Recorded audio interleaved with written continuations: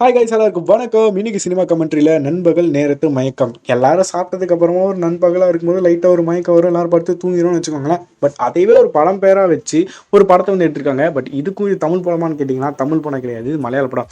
Already இந்த படம் வந்து கிட்டத்தட்ட 9 மாதம் ஆச்சு, நெட்ஃப்ளிக்ஸில் அவைலபிளாக இருக்குது. நம்ம மம்முட்டி அவர்கள் வந்து நடிச்சிருக்காரு. பேரன்லேயே அவரோட நடிப்பு என்னங்கிறது நமக்கு வந்து தெரிஞ்சிருக்கும். எந்த அளவுக்கு அழகாக வந்து அந்த கேரக்டர் ஹேண்டில் பண்ணியிருப்பார் அப்படின்னு சொல்கிறது. அண்ட் ரீசெண்ட் டைம்ஸில் நிறைய காம்ப்ளிகேட்டடான கேரக்டர்ஸும் பண்ணிட்டு இருக்காரு. காதல் தக்கு ஒரு படம் பார்த்தீங்கன்னா அது உங்களுக்கு வந்து புரியும். ஸோ அந்த வகையில் அவர் நடிச்சுக்க இந்த ஒரு படம் ரொம்பவே சட்டில் அண்ட் சிம்பிள், ஒரு தமிழ் அண்ட் மலையாளம் கலந்த ஒரு படம். ஏன்னா நீங்கள் ஒரு கேரளா பார்டரில் இருக்கீங்க, தமிழ்நாடு சேர்ந்து ஒரு பார்டரில் இருக்கீங்க அப்படின்னா இந்த படம் உங்களுக்கு வந்து இன்னும் கனெக்ட் ஆகும். ரொம்பவே சூப்பராக இருந்துச்சு. ஸோ இப்போது படத்தோட கதைக்குள்ளே வந்தீங்கன்னா ரொம்பவே சிம்பிளான ஸ்டோரிங்க. என்ன ஒரு விஷயம்னா, பட் இது எந்த ஜான்ருக்குள்ளே வருன்றது எனக்கு வந்து தெரில. பட் ஸ்டோரி பற்றி பார்த்தீங்கன்னா, நம்ம மம்முட்டி அவர்களோட ஃபேமிலி அப்புறம் அவங்க கூட இருக்கிற ஏரியாவில் இருக்கிற எல்லாரும் சேர்ந்து பழனிக்கு கிளம்பி போயிட்டு வராங்க. நிறைய டூர் இந்த மாதிரி வந்து சுற்றிட்டு வராங்க. இந்த மாதிரி சுற்றிட்டு திரும்ப வந்துட்டு இருக்க அந்த ஒரு சமயத்தில் சடனாக ஏதோ ஒரு ரீசனுக்காக அந்த வண்டியை வந்து நிறுத்துறாங்க. அந்த டைமில் என்ன நினச்சாருன்னு தெரில, மம்முட்டி நல்லா தூங்கிட்டு இருந்திருப்பாரு. அந்த டைமில் என்ன நினச்சாரு தெரில, எணிச்சு வந்துட்டு திடீர்னு ஒரு ஊருக்குள்ளே வருஷா நடந்து போயிட்டு அந்த ஊருக்குள்ளே ஒரு வீட்டுக்குள்ளே போய் உட்காந்துட்டு அந்த வீட்டுக்கு ஆள் மாதிரியே வந்து பண்ணிகிட்டு இருப்பார். அவர் பேசுகிற விதங்கள், அவர் பண்ணுற விஷயங்கள் எல்லாமே ஆல்ரெடி அந்த வீட்டில் ஒரு மனுஷன் வந்து வாழ்ந்திருக்கான், அவன் வந்து இறந்துட்டான், அவனை ரிசம்பிள் பண்ணுற மாதிரியே இந்த கதைக்களம் வந்து நடந்திருக்கும்.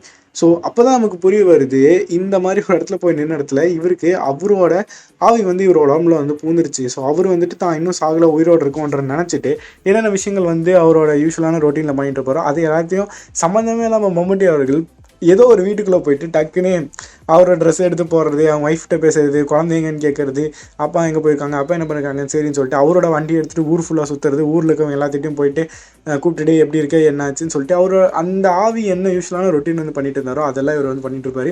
இதெல்லாம் பார்க்கும்போது நமக்கு எப்படின்னா ரொம்பவே இயல்பாக, அழகாக, சிம்பிளாக, சட்டிலாக வந்து எடுத்திருப்பாங்க. ஸோ இப்படியும் படம் எடுக்க முடியும், இப்படியும் நடிக்க முடியும், ஸோ இந்த மாதிரியான அழகான விஷயங்களையும் வந்து காட்ட முடியும்னு சொல்லியிருப்பாங்க. ஸோ அந்த படத்தோட அந்த எண்ட் அப்படிங்கிறது எந்த அளவுக்கு வந்து உருக்கமாக இருந்துச்சு அப்படிங்கிறது இந்த படம் பார்க்கும்போது உங்களுக்கு வந்து தெரியும். இதுக்கு மேலே என்ன நினச்சுன்னு நான் சொல்ல விரும்பல. ஸோ இதுதான் அந்த பேசிக் அவுட்லைன் ஆஃப் திஸ் மூவி. இப்போ அந்த ஒருத்தர் இறந்து போனாரு, அவரோட வைஃப் தான் வந்து ரம்யா பாண்டியன் நடிச்சிருப்பாங்க. அண்ட் அவருக்கு ஒரு பொண்ணு இருக்கும். ஸோ அந்த பொண்ணு தன்னோட அப்பா இவ்வளோ நாள் மிஸ் பண்ணிட்டு சடனாக ஒரு ஆளோட உருவத்தில் அவங்க அப்பா வந்து போய் இறங்கி அவங்க அப்பா மாதிரியே பண்ணிட்டு இருக்கிறப்போ அந்த பொண்ணு இந்த மாதிரிலாம் ஃபீல் பண்ணுது அப்படிங்கிற விஷயமா இருக்கட்டும், இல்லை இவங்க கூட வந்து அந்த மொத்த ஃபேமிலிஸும் வந்துட்டு இவர் கன்வின்ஸ் பண்ணி கூட்டு பண்ணுற மாதிரி ட்ரை பண்ணுற மாதிரி இருக்கட்டும். அண்ட் லாஸ்ட்டாக அவுட் ஆஃப் நோவர் சடனாக ஒரு செகண்டில் ஒரு விஷயம் நடக்கும். ஸோ நல்லா இருந்துச்சுங்க. ஸோ டைம் இருந்தால் செக் பண்ணி பாருங்கள். நண்பகல் நேரத்து மயக்கம் ஒரு நல்ல படம்.